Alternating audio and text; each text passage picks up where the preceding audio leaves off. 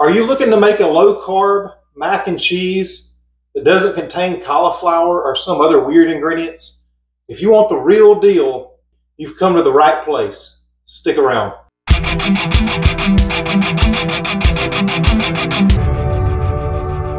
There's plenty of recipes out there that are substitutes for mac and cheese. One of the most popular ones is the cauliflower mac and cheese, but it's not cauliflower mac and cheese.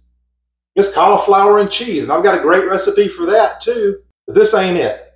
I've taken my Nana's 100-year-old mac and cheese recipe and modified it to make it keto.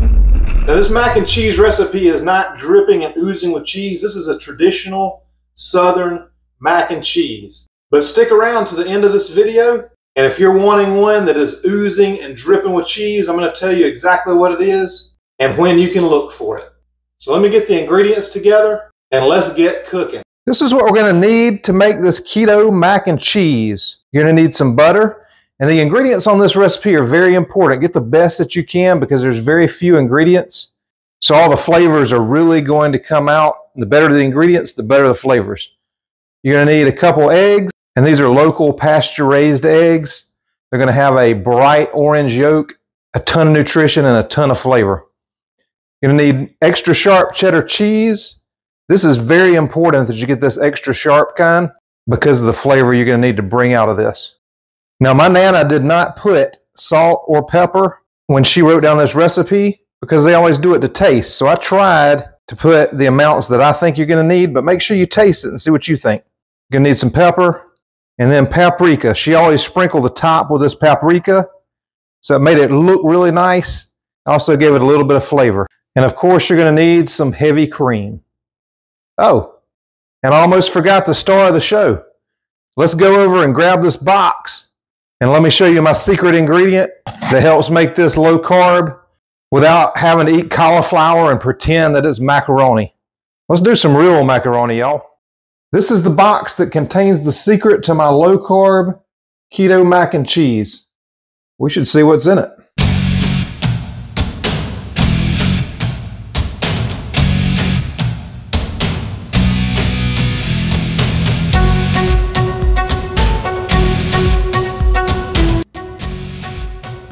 Let me show you these noodles. They're from the Great Low Carb Bread Company.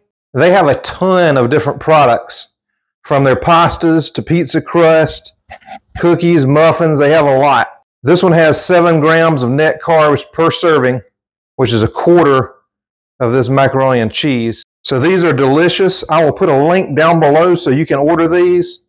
You'll be able to get them before Thanksgiving. They've told me that. Their lead time is really good. They know this time of year people are going to be wanting to make macaroni and cheese. Order some of these and try it out for yourself. I've tried a lot of these, and this is definitely my favorite. It's a real legit macaroni noodle.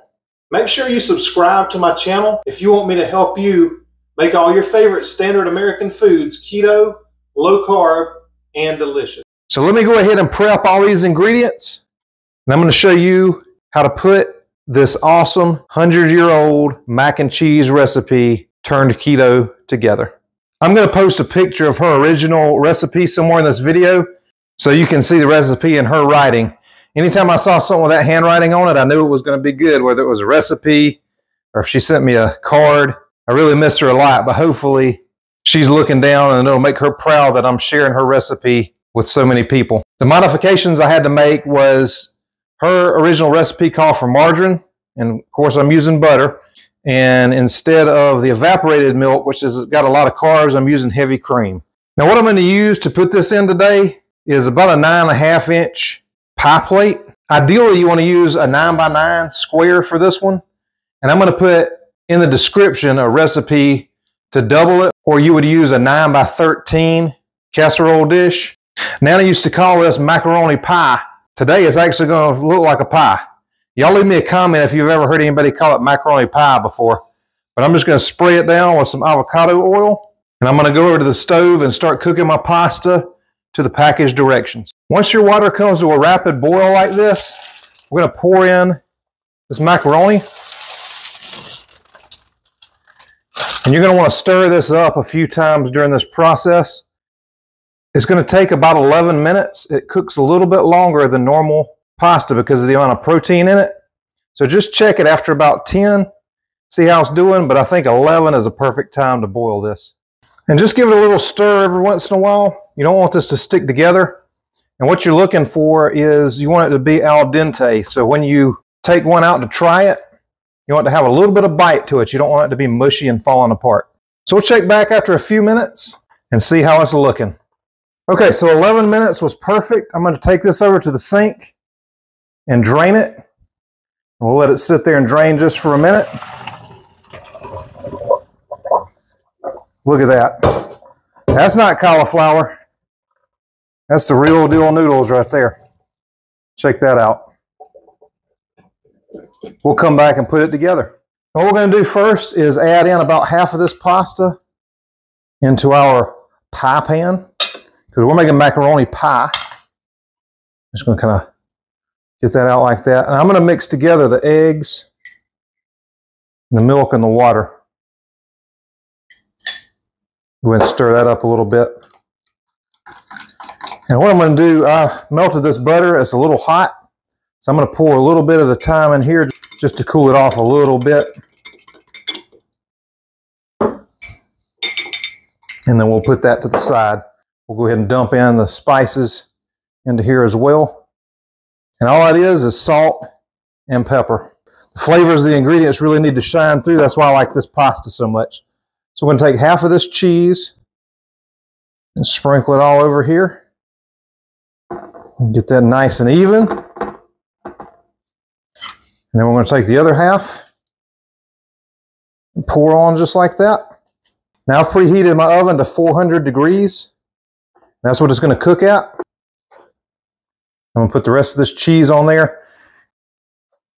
And yeah, make sure you use a fresh block of cheese and grate it like this. That way you don't have those anti-caking agents in there.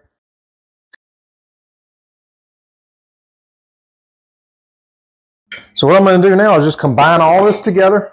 We're just going to take this mixture and pour it all the way in like that. So I've got everything in there. I'm just going to sprinkle the top with paprika.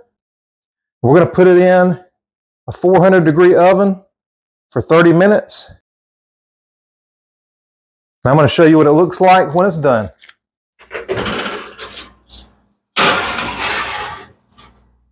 We'll be right back. Hey, so lean in real close for this one. Next week, I'm doing some Cracker Barrel ooey gooey mac and cheese. So if you like a ton of cheese on it, that's your jam. All right, so this is done. I'm going to pull this out. Wow, look at that.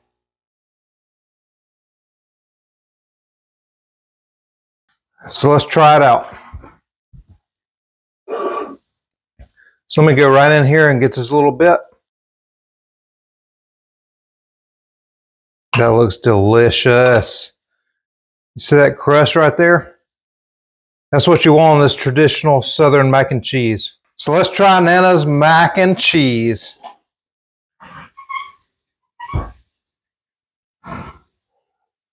Oh man. That's some traditional Southern mac and cheese. It is so good. That's the way to make mac and cheese. That's the real deal. It's healthy, it's low carb. And if you're looking for other ideas of side dishes to put with this, I'm going to leave a link to my playlist right up here. It's all my Thanksgiving sides. Check those out and you'll have some great ideas. You'll be able to put together a full Thanksgiving dinner. Thank you guys so much for watching, and I'll see you in the next video.